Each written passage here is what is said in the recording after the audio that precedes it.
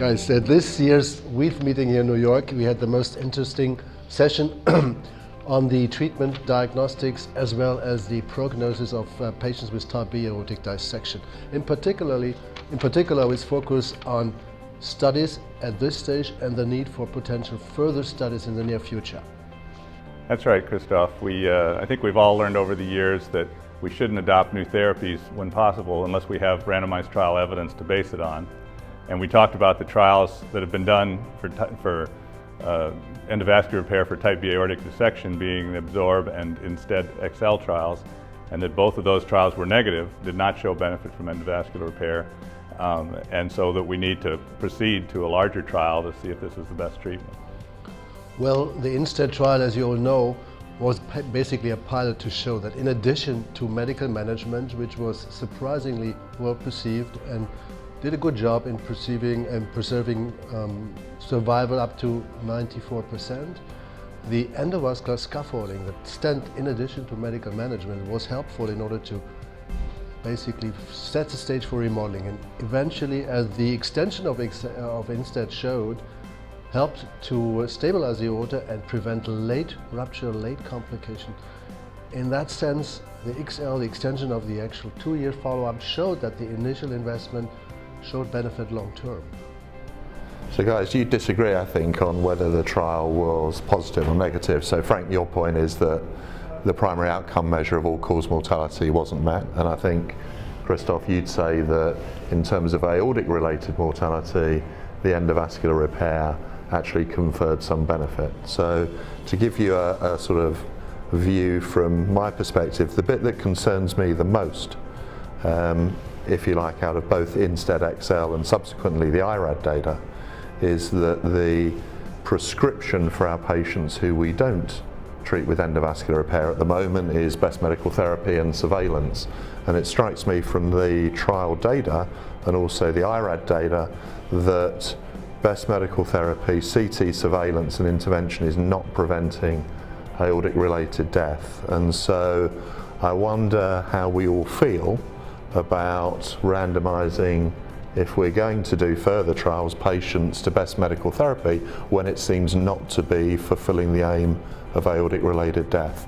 And for me, that's why I think I'd be hesitant about a further randomized trial. I think we need more information, but I wonder whether the design is not randomization. That's right, Matt. We believe that we could show something in addition to just medical management. Whether the next step or the next big trial would be a trial under a randomized format is questionable.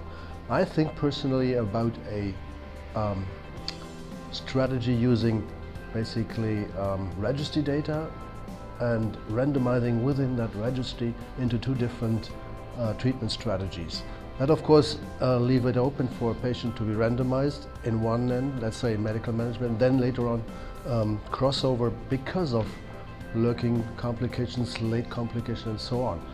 But I think the trick to gather data in a big quantity is to use registry formats rather than randomized trials, which are, by the way, extremely expensive these days.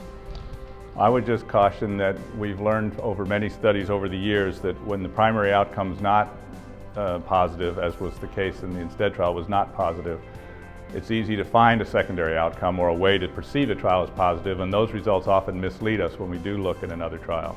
So I think currently most of the recommendations are for medical management. We have an indication that endovascular repair might be a way forward, and that's when you want to do the big trial and make sure that you really are getting the results you want. It's difficult to know whether a lot of deaths are aorta related or not, and unless you have I think the primary outcome in the trial that Chris led was appropriately all-cause mortality, because that's the most important outcome. That's the one you know. And I think until we have a larger trial that shows that, it remains sort of dealer's choice as to whether you use the medical management or the early endovascular repair.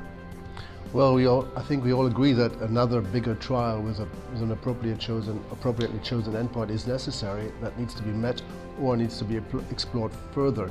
Matt, what do you think? In the meantime, should we limit the inclusion window to a certain I think some of the issues that will need to be fleshed out with this is actually we're talking about a relatively small proportion of patients who undergo TEVAR for this particular indication.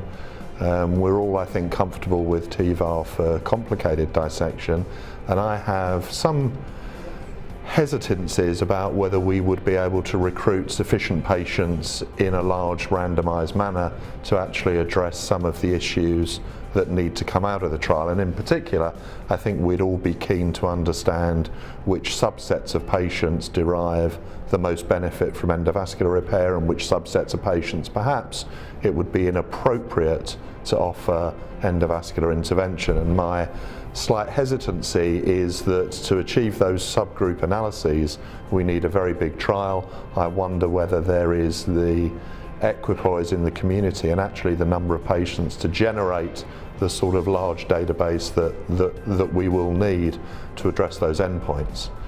Finally, I guess we always come up, Frank, with this issue about what's the most appropriate endpoint in aortic trials, and I think we've addressed it in the EVAR trials, and it's come through the INSTEAD trial as to whether we should be looking at all-cause mortality or whether we should be trying to dissect out aortic-related mortality, because of course what we're trying to do by putting an endograft in is prevent aortic-related death. We're not trying to prevent death from other cardiovascular causes and cancer, and I think that's always been one of the tensions. I completely agree, Matt. That's the difficulty. What we're interested in is the aortic-related death, we think. Although when you do a procedure, other deaths can come up later that are not as easily identified. But so many deaths, people who work with death certificate data know, are completely unresolvable. And so when you depend on that, it's difficult to generate reliable data. Don't you both agree that the later we start such a big trial, the lower the percentage of equipoise will be in the community? I think that if you review the evidence that's available and make the case, most people, and the trial starts, most people will usually see their way to participate. The problem is this is not such a common disease, and the number of patients in question here is, as Matt points out, somewhat limited, that it would be very challenging. It would require a multinational trial. There's a lot of regulatory issues, and this will not be an easy trial to do. Chris and I have also proposed a trial of the currently recommended intensive medical therapy versus more ordinary management of blood pressure, and the two trials could be done together, but both face the same problem of how do you find enough sites and places willing to participate to really get the answers we need. Yeah, so I think we're fraught with difficulties in a big randomised study.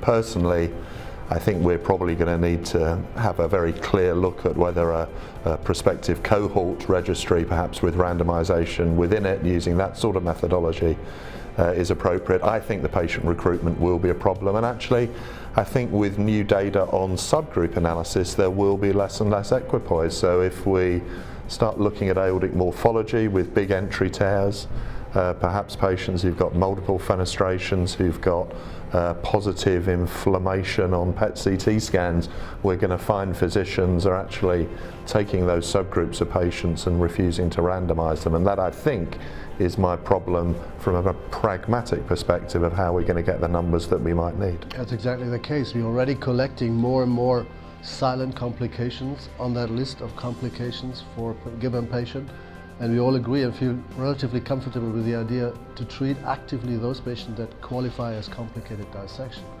So in other words, it's getting more and more difficult, and the sooner we start, the greater the chance we actually can collect such an amount of data.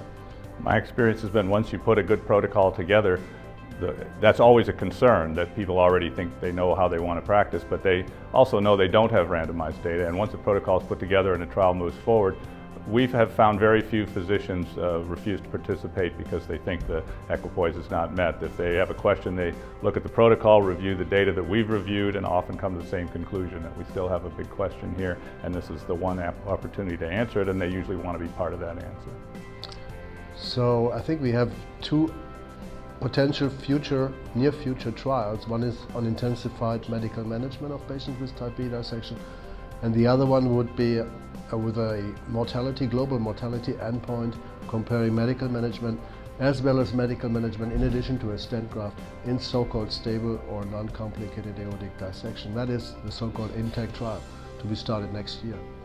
And one modification you can make to make it more doable is to exclude the cancer mortality, which is more easily identifiable from death certificate records than any other kind, and that's a third of the mortality and cuts your dilution by half, so you can focus in more on what you're interested in. Excellent point.